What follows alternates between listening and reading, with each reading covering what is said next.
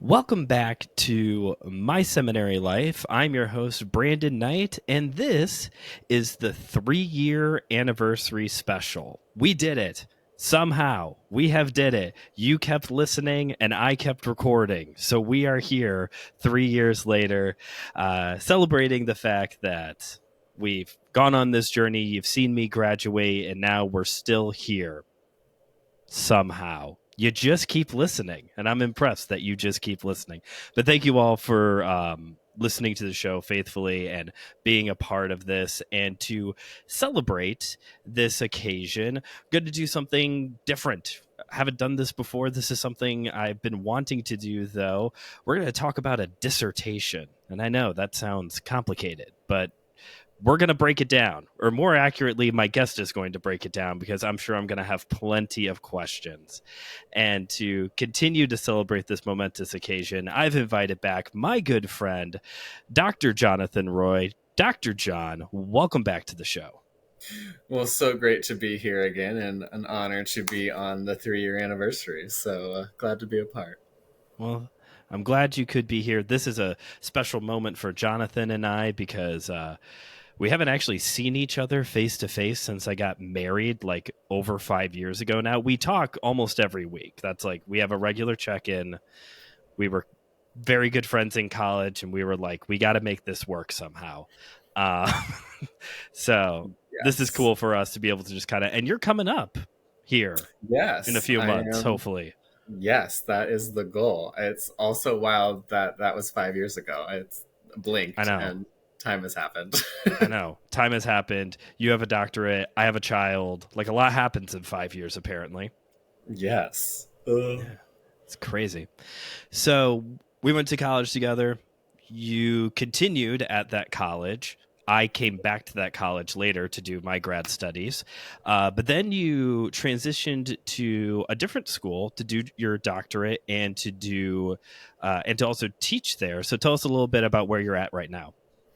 Yeah, I'm now at Trevecca Nazarene University. One of the professors that was at where we graduated from, they got their doctorate from Trevecca. And so when I, on a whim, was like, maybe I'll start applying to doc programs, they recommended that I look into Trevecca. And I applied, of course, like the day before cutoff. And did the interview, got accepted, and was like, yeah, let me move my life down to Tennessee. Right. On a you have not changed. On a whim, I was like, yeah, I guess I'll do doctorate studies now. And day before, we're gonna just and nailed the interview. Man, they either had some spots open or you like bumped somebody off. You know, have you ever thought about that? Yeah.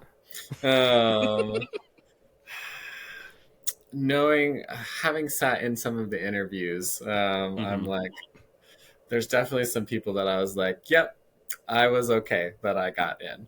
But it's definitely, as being like a first generation college student, like there's a lot of that, like, can I do a doctorate? Like I was able to do undergrad and my master's, but I was like, oh, I don't know if I can do this. So a lot of it was also just like proving to myself, like, can I do it? Yeah. The answer was yes. That's good. That's a big one too, you know. Even just to do a college degree, you know, especially in your kind of a field, like that's a lot to do. It's 120 credit hours. Like that's a lot of stuff to do. But to get all the way to a doctorate and just already the just how large it is to do a doctorate, because you did a dissertation, which, you know, in my field of study, you could do a dissertation, or sometimes you have like capstone projects, which sounds so much easier. It's probably not, but it just sounds easier to me. It does. Okay. You have confirmed it does sound easier. Okay. And that's research and writing and presenting and defending. So like good for you to be able to get all the way there to the top. Yeah, I definitely Learned so much, and like research has never necessarily been like something that I was passionate going into it, but then like going through it I was like, oh, I kind of want to do it again, only actually knowing what I'm doing this time. um Maybe that's why people get multiple PhDs. They're like, oh hey, I yeah, I figured don't it out. right, I don't actually want to go through another PhD program, but the Yeah. idea of actually doing research now is like, oh, that feels less scary. Well, that's good. That's a Yeah. good skill because I'm assuming doing professor work and doing counseling, like research comes up, right? Yeah, especially if you want to be more in the academic side and work at universities, they for promotions, they want to see that you're contributing to the field and doing research, Sure. and so there's lots of those. You get rewarded if you are doing publications and research and presentations from the academia side of things. Gotcha. Speaking of universities, you're also currently teaching a class at some place called Vanderbilt. That's going on right now. Yes, I'm also adjunct professor at Vanderbilt University, teaching one of their master's level classes. So Which it's is been a cool. real honor to be over there too. That's really cool. So you got your doctorate like right around the last time you were here on the show. It was during the College Stories series, and we just spent 30 or 40 minutes just talking about how we may or may not have committed male crimes and went to art shows and did other things. Yes. Um, Walk us through again. What is the very fancy name of your doctorate, and then break it down for all of us what that means. Yeah, so I have a PhD in counselor education and supervision, Okay. which basically just means my degree is focused in on preparing the next generation of counselors, whether that's in a classroom setting or whether that's in to become a licensed counselor. You have to go through lots of years of supervision, depending Okay. on the state and some of that. So, being able to just have a more well rounded experience and being able to care for the generations to come. Was that something that you were like when you started this journey? Was that kind of the end goal for you from the get go of like, I want to train the next generation? Or did that take a shift at some point along the way for you? That's a good question. I think some of it was I think I could see like far distant, like closer to retirement age me. I could see myself like being at a Grace and like Mm-hmm. being a professor and doing some of that work.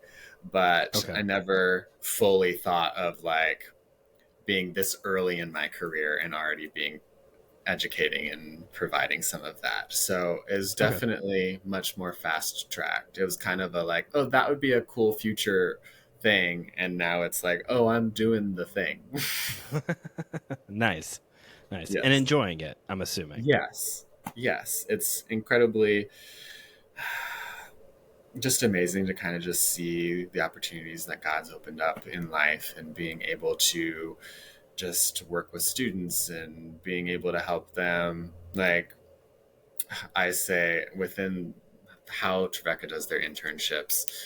We have them from like practicum students, and then they have 3 semesters of internship after that. So Okay. I say intern 3 is my favorite because I just get to see all the growth that they've Okay. had in that time. So it's really an honor to be able to help them see like you can do this. Mm-hmm. There's so much anxiety and sitting with other humans and being trusted with the deepest, hardest moments of their life is Sure. really an honor in itself. But as the counselor side, there can be a lot of that imposter syndrome that shows up in Mm. other careers as well. Of like, can I really be trusted with this other human's story? Sure. And the answer is yes, most of the time. Um, That's good. That's a big, I mean, it's a big ask. Yeah. I don't think we really think about it because I've always have been on the person receiving the counseling side, and like I'm there because I need help. I'm there because of XYZ. But just to think of like, this is still a real person that I'm talking to with their own trials, with their own, like, it's like, when a pastor gets up on a Sunday morning to preach a sermon and he's calling for everybody to pray more, just so we can have an example. And he knows deep down that his prayer life isn't as consistent as he would want, Yeah. Um, so yeah, I can imagine, like, as a counselor, like hearing these stories of XYZ and thinking to yourself, yeah, that would give me anxiety too. I have anxiety listening to you talk about whatever the situation may be. So Yeah, it's similar encouraging. vein of like Yeah, counselors, like just because we're good at telling other people what are some of the healthy things to be doing in life doesn't mean we're any better at it. gotcha. I like it to hear. It's encouraging also to hear like how much time counselors do get supervise. You said the supervision and like 3 semesters of internship before they're actually like thrown, okay, go do the thing now. I wish Yeah, there and was more of that in ministry. even after you graduate, then like to be fully licensed, depending on the state, like it takes another 2 years to become even fully licensed after that. Okay, So ideally, it's at least a 4 to 5 year process from entering school into getting full license. Um, interesting. yeah. Yeah, I look at other careers and I think to myself, why doesn't ministry have more like that, more things like that? My brother Bradley is engaged, and his fiance is finishing her law degree, Okay. her major juris, I think is what it's called. I could be making that up. Sure.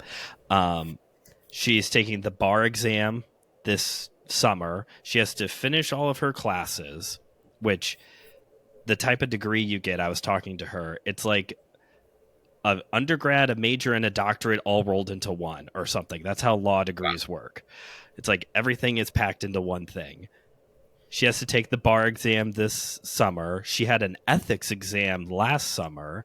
And I'm thinking to myself, why don't pastors have ethics exams? Like, That's interesting. Yeah, we have for here in the state of Tennessee. I had sure. 3 exams I had to pass. Okay. One was ethics, one was all of the random questions of like theory and history Okay. and just book smarts. Sure. And then we have one that's diagnosing. Um, Oh, okay. Can you yes. adequately read a person and do that kind of stuff? Gotcha. Yeah, ethics exams. Why is that not a thing for people in ministry? That seems like a good thing to make sure, you know? It's fair. You probably know a little bit more than I do on some of that, but We don't have time to unpack all of that. Um, I did learn one thing in was that last year? 2 years ago, whatever, when I took ministry administration, because I had to take an administration class in seminary, yes, that you talked about churches constantly break copyright laws. Ministries and churches are constantly breaking copyright laws, just willy-nilly. Not necessarily on purpose either, just either very ignorantly or trying to chalk everything up to fair use. And it's like, that's not, look, Mickey Mouse really likes money. Like, you got to make sure you're following copyright laws here, folks. that. I could foresee that happening. Yes. Okay, so that's a kind of getting an idea here of where you're at, what you were working on. Let's look now at the dissertation itself. So, Yeah. high level, what did you spend? What was that? 2-3 years studying? Yeah, it's 120 some pages later of That's not bad. um, That's a good read. 127 pages. yes, it's definitely a good chunk. It sounds like you Uh, did something. I mean, I know you did something, but yeah, 127 pages sounds like you wrote a lot. it's definitely we break it up into chapters. So each chapter Okay. had their own certain goals. And Gotcha. so then when you put it, like having the process of putting it all together, it's like, oh, I did a lot of things. Uh, Yeah. Yeah. so it's really cool to like open the box and see the physical copies for the first time. Was just That's like, cool. I can physically see, because when it's on your computer, like, Right. you know it's there, but like you just scroll and it's different Right. when you're holding the printed bound Yeah. book of it all. Plus, how many papers have you written on your computer, and this Right. is the one with a nice cover and the whole thing. Like, that's cool. I didn't have many of those other papers bound and putting on my desk. Right. I don't want very many of my old papers bound and sitting on my desk. Yeah, no, we let those get lost in time. Yeah. But yeah, so the high level is looking at, part of the theme was looking at shame and the role that shame has for counseling students, and how that, what relationship that had to a counselor's belief in their abilities as a counselor. And Okay. so part of what I've learned in shame is that at times with shame, it can be kind of a negative um, view of ourselves in some way, or our actions, or what we're doing, second guessing some of our self and having belief in our abilities. It can be kind of hard to simultaneously hold both belief in ourself and actively holding an internalized shame view of ourself. Okay. So the first question is, why shame? Who goes to who goes to school to study shame? Because I know with a doctorate, part of the dissertation is you are contributing to the body of knowledge in your field. So was there just like not a lot of research done on shame yet, or walk us through that? Why was shame such a focus for you in this? Yeah, I think part of in my own personal journey and story of my master's program was a lot of realizing my own shame in my own story. Um, Okay. and I call my Great Brene Brown Awakening in my master's program Okay. was really kind of revolutionized, like in my own understanding of who I was and understanding my story and doing my own therapy journey, to be Okay. able to address some of that, and realizing like we're learning more about shame and what that looks like, but not necessarily has it carried over into the counseling, um, the research on what counselors are experiencing within their process of becoming Okay. counselors. So trying Okay. to bring more of that into light. Gotcha. So this was really, I know you talked about how when you first were picking your subject, how you sit with an advisor and you pitch and they kind of like tweak it here and there. So you don't have like complete creative input or anything. Like Yeah. there's tweaks that goes on, but the Yes. concept was birthed out of your own story then, it sounds like. Yeah, it was. I remember sitting in one of my dissertation meetings, and like I had known some of it was connected to my own story, but then some of the other variables that got added into it, it wasn't just that. There's some other things I also was studying in this process, but my advisors were like, "Oh, it sounds like all of these variables are really personally connected to your own story and how you developed." And I Hmm. hadn't fully made that connection yet. And then I just remember like sobbing and just realizing like, oh, I am trying to understand my own journey through literature, and I'm trying to research and Hmm. see like what was going on for me. And my advisors were like, that was a compliment. We don't understand what's happening for you. And I'm like, it's fine. Just We're done for today. Thank you. We're done for today. I'm gonna go get a hot chocolate and just curl up for a bit and relax. Yes. Yeah. So this is focusing on shame experienced by the counselors rather than the person receiving the counseling. Because I'm Yeah. assuming there's probably more thought and attention given towards that. Again, Yeah. as somebody who has sat on that side of the couch, yeah, the first time I went to counseling, and not even the first time I went to counseling, the first time I went to the Grace Counseling Center to put my name on the list, I felt like I was checking into rehab. It was nowhere Yeah. near that. But like that was like the burden of shame and guilt that I felt was like I am at quote rock bottom here. It, Yeah. it wasn't I was a little dramatic. I will admit I was a little dramatic. So this kind of connects then to what you were talking about later of like or earlier of like the imposter syndrome that a lot of counselors experience of. So is shame, did you find that in your research that you're not alone in this, that a lot of counselors have struggled with this idea of shame in their life? Yeah, there's definitely a part of just from the participants that entered my study, they at least had some level of internalized shame that they were experiencing. There's a lot more that goes into. I'd probably pick a different measure and some of other researchy things that I am now particular Gotcha. about that I wasn't before. But yes, Okay. there was definitely some level of internalized shame that others experienced in this process and learning. So the top two reasons people go into the counseling field from research is they've either been through mental health issues themselves in their past, and it's kind of them kind of returning the favor and paying it forward.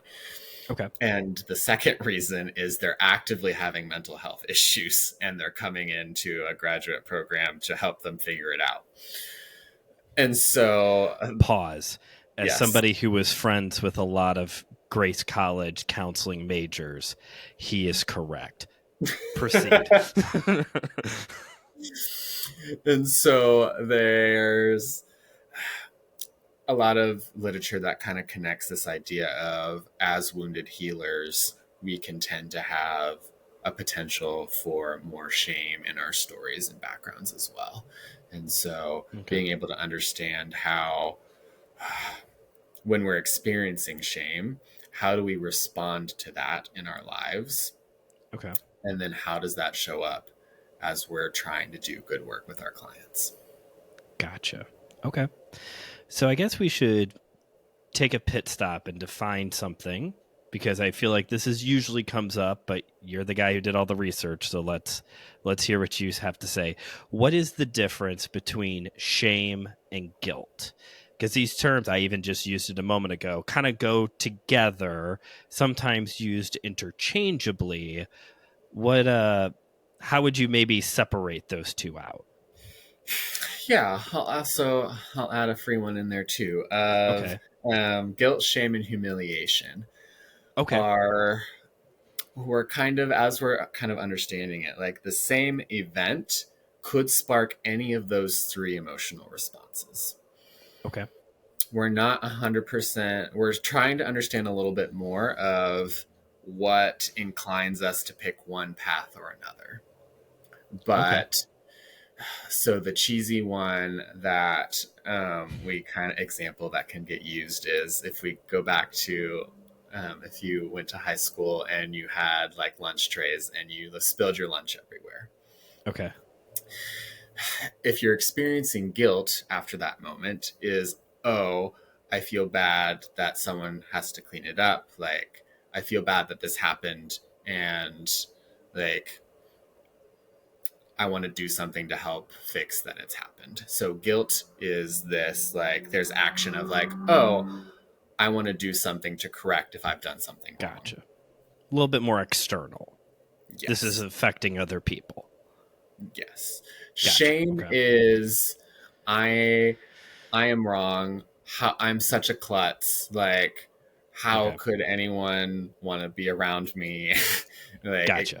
becomes this more. dissonance between how we think we should be showing up in the world versus how we showed up in the world. And Okay. that dissonance, we go into how we respond after that, tends to be a negative connotation about ourselves Okay. in that space. And then humiliation is, oh, everyone's probably looking at me now, and Mm, everyone's going to think this about me. gotcha. And so humiliation is more of what will others think about me? Guilt is what can I do to correct anything that I've done? And shame Okay. is I'm wrong, is some of our core things that we're noticing. Gotcha. Okay. Is there ever a situation where shame is I hate to use that as like, so understanding nuance and exceptions, but is there times where shame is actually an appropriate emotional response? It's a good question. I think the feeling of shame isn't wrong in itself. Okay. It's how we choose to respond when we're feeling it that Gotcha. really navigates what we're doing. And there tends to be some different responses that we can tend to have. Hmm. There can be, because there's an energy that almost happens with shame that Hmm. we kind of have to deal with. And so in some Okay. cases, we pull inward. And so Okay. in some of our brain science, we see when folks are experiencing shame, like the brain starts to, the areas of the brain that are taking in new information start to shut down. And the Hmm. areas of like our internal thinking process start to light up a lot more. So in that Okay. process, we start to stop taking in what other things are going on, and we just kind of start picking apart ourselves and all of Okay. our actions and some of our negative kind of self-talk of like I'm worthless, no one loves me, and kind of just shutting down. Gotcha. Okay. Not necessarily the most helpful to you, but we do it. Right. Right. Sometimes we go into flattery Oh. of Okay. let me please other people, and maybe they won't notice that Gotcha. Okay. this thing has happened. Sometimes we go towards aggression. And so I Okay. don't want to feel this shame. But if I can make this other person feel the shame, then I don't have to feel it. Mm. And so sometimes we shift it to others. And so there can be that attack of self, attack of others, or just kind of internally shutting down and kind of like disconnecting from everybody. Gotcha. Or there's also the acknowledgement and kind of what Brene Brown would talk about of walking through it, of being able to understand, okay, this is the process that I normally do. We don't always do all of the responses. We tend to have one that or two that's our kind of go-tos. Gotcha. And then understanding like, okay, why is this here? What has happened? And how can I care for myself in this? And when we're responding from that place of understanding ourselves and caring for what really needs to happen, can be a healthier response in that space. Okay. So you said there, one thing I like that you said there was that, shame in of itself, like the emotional experience of feeling it isn't necessarily bad in of itself.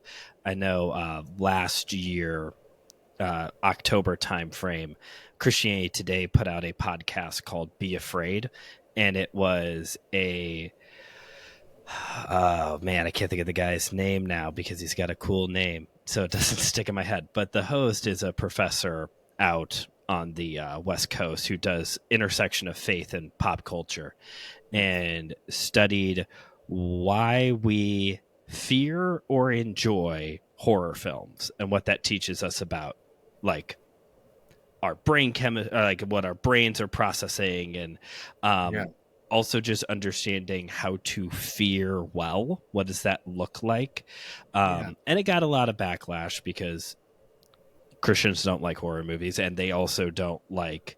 Um, we have this association that fear, in of itself, all of it bad. We are part of the light, not the darkness. The whole thing, and it's just kind of understanding like misplaced fear is a bad thing. But we can have a fear of the Lord that is proper response to a situation. And I don't think this isn't a one-to-one comparison, because I don't think God wants to come doesn't want us to come to him feeling shameful as we are before him. That's not, I don't think that's in his character or what he wants.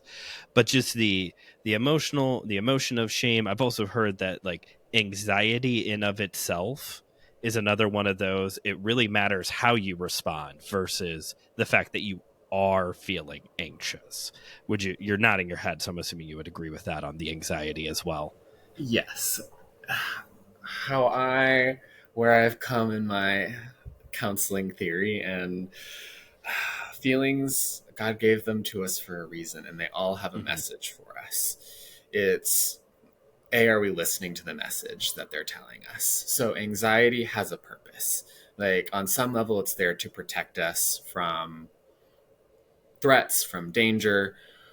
Obviously, when we overwork that part of ourself, and Mm-hmm. I mean, any of you who have worked overtime and lots of extra hours and have become burned out, you're not living always your best self in that way. That anxiety within us when we're overworking it in the same way as an employee of our bodies, Mm-hmm. Okay. um, it gets to a place where it can become to a level of disorder that we treat and sometimes medicate in some of this way.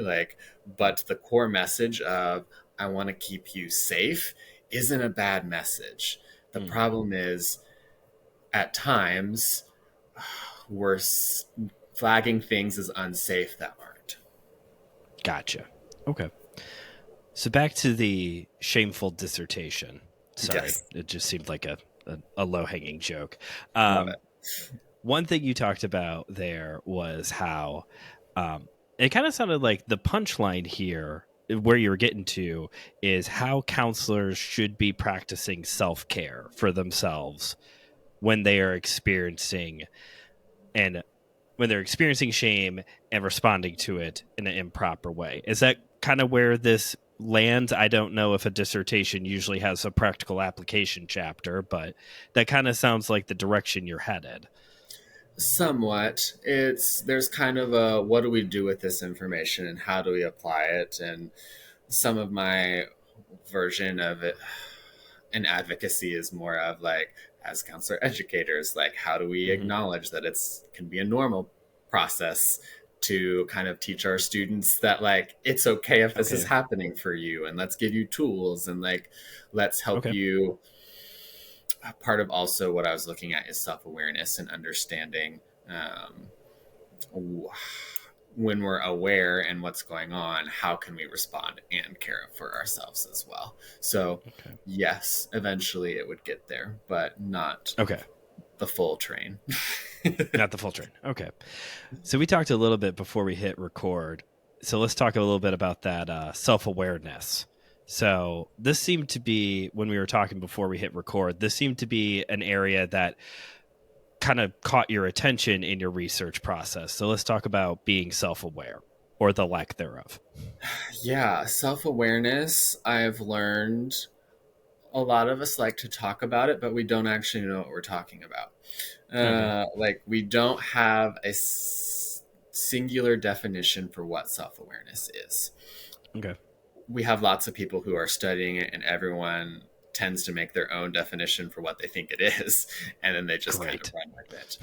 But so trying to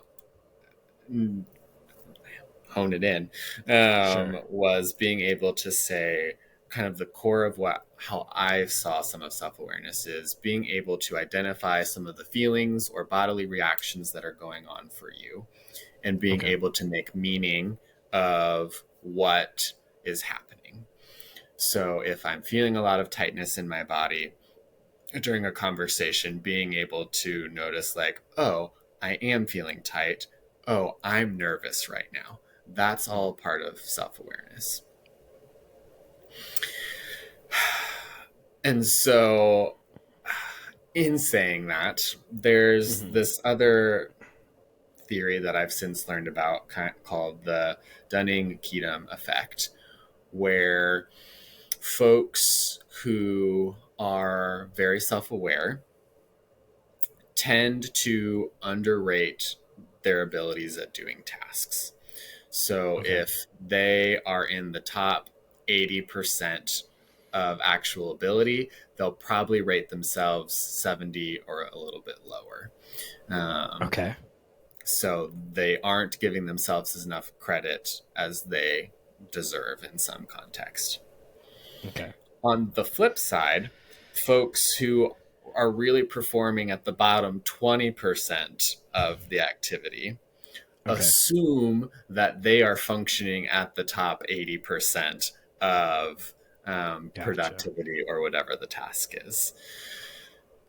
So, folks who are aware within my study were rating some of their abilities a little bit lower in some things, and folks who were scoring lower on the awareness um, were scoring themselves fairly high in their belief in their abilities. I feel like that has to be a pretty universal thing. Cuz with my job of training the next generation of ninjas, which Yes. if you've never listened to the show, that really is my job. Um, like there are kids who will come up to me and say, "Am I the best one here?" And I have to lie and say you're doing a really good job because I work at the YMCA, so you want everyone to feel safe and have a Yes. positive experience. Like one of our big things is making sure everyone leaves with a smile on their face.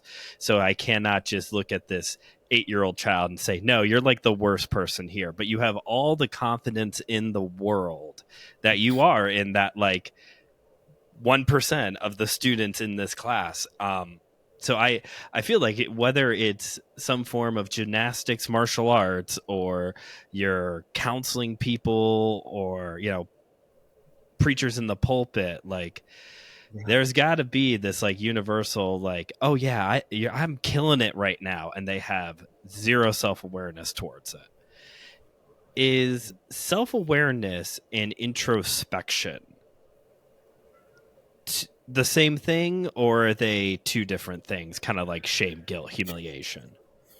Yeah. I think introspection is a part of self awareness and taking the time to reflect and kind of grow that skill. So I think it's Okay. a part of it or a tool in developing self awareness. Gotcha. More would be my Did, off the cuff response.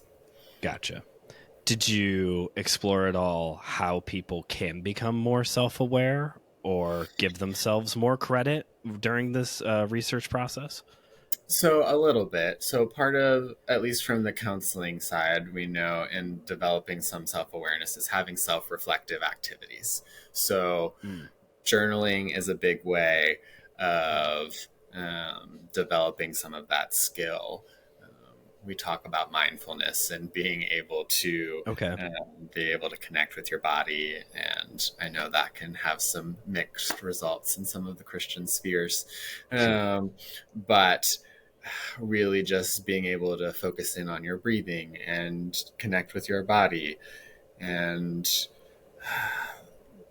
doing things of having prompts or questions that really make us think about what we care about and who we are and what our values, like having some of these things that help us be reflective and introspective, help us Okay. grow and understand, because oftentimes when we're in a meeting and a topic of something comes up, it can trigger our bodies into remembering a past event. And so we're actually responding to that past event in the present when really the present event isn't connected to that past at all.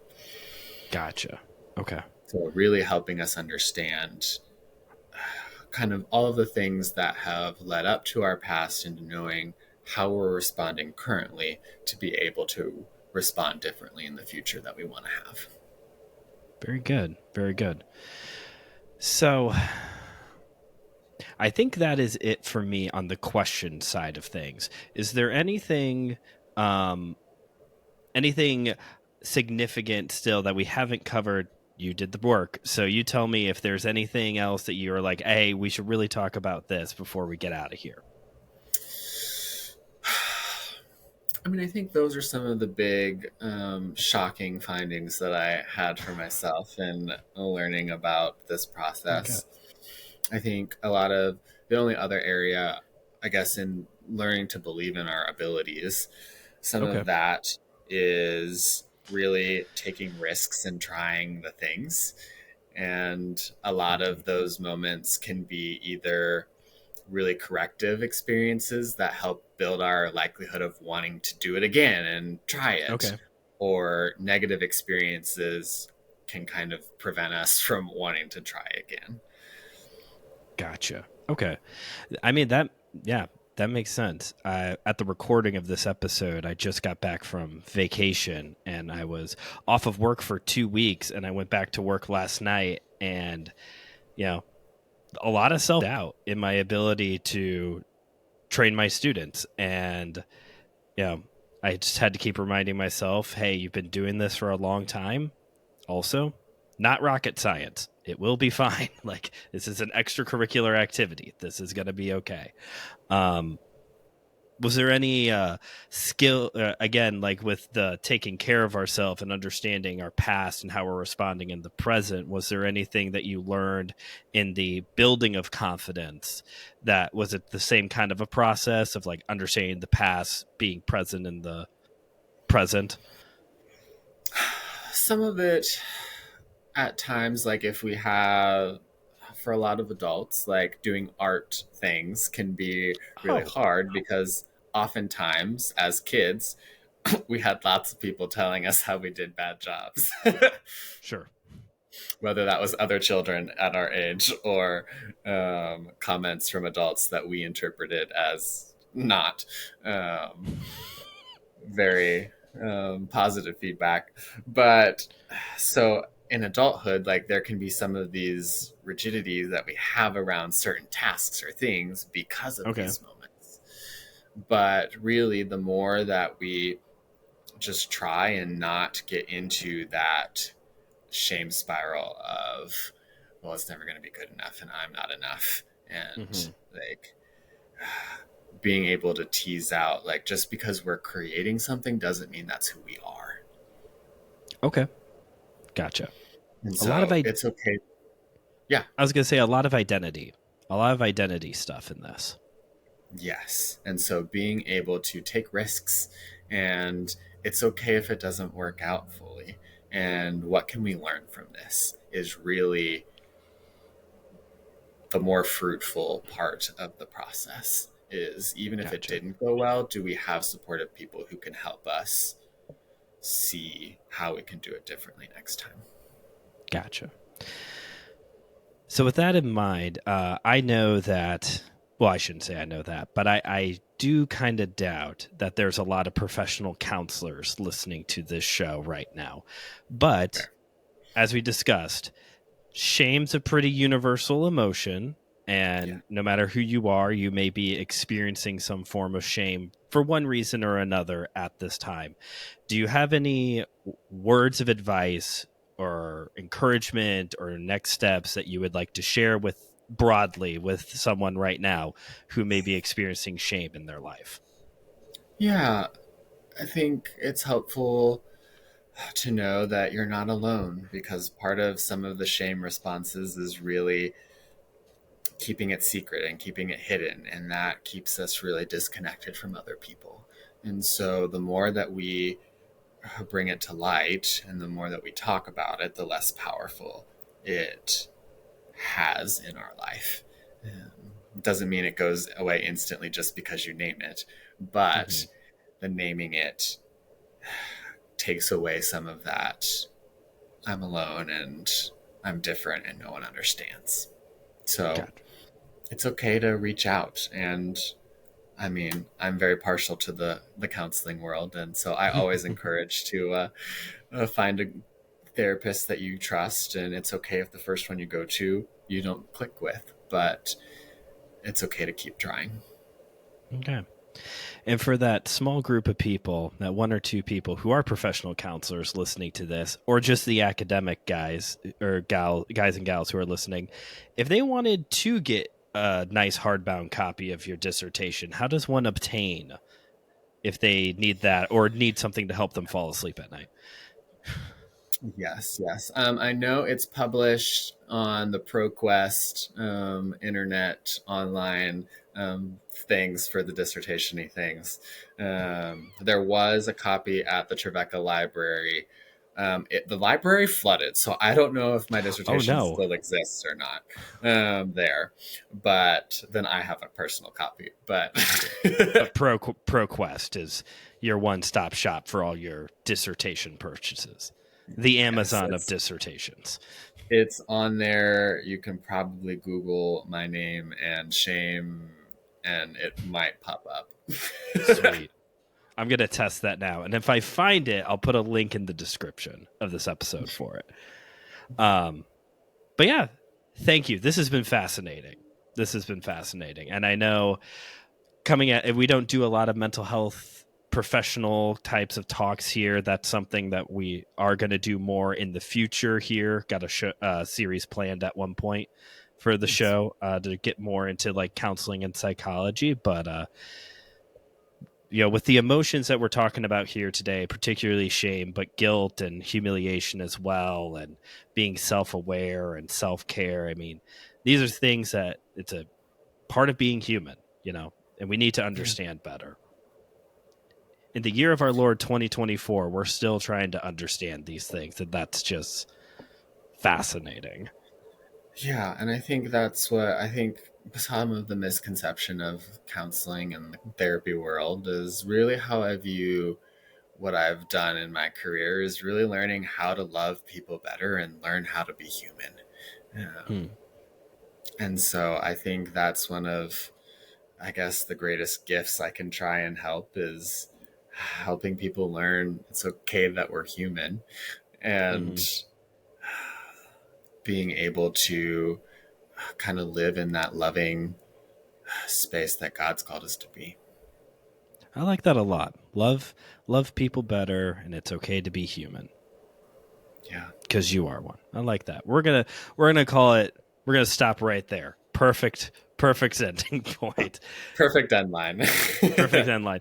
Thank you, Jonathan, for taking time out of your schedule for this, and thank you, listeners, for listening to this episode. If something stood out to you that you think would be helpful to someone else, please, by all means, share this episode around. You can go in the description to find the links to all of the important things. Rate the show wherever you get your podcasts. You can financially support the show by heading on over to buymeacoffee.com/MSLpod.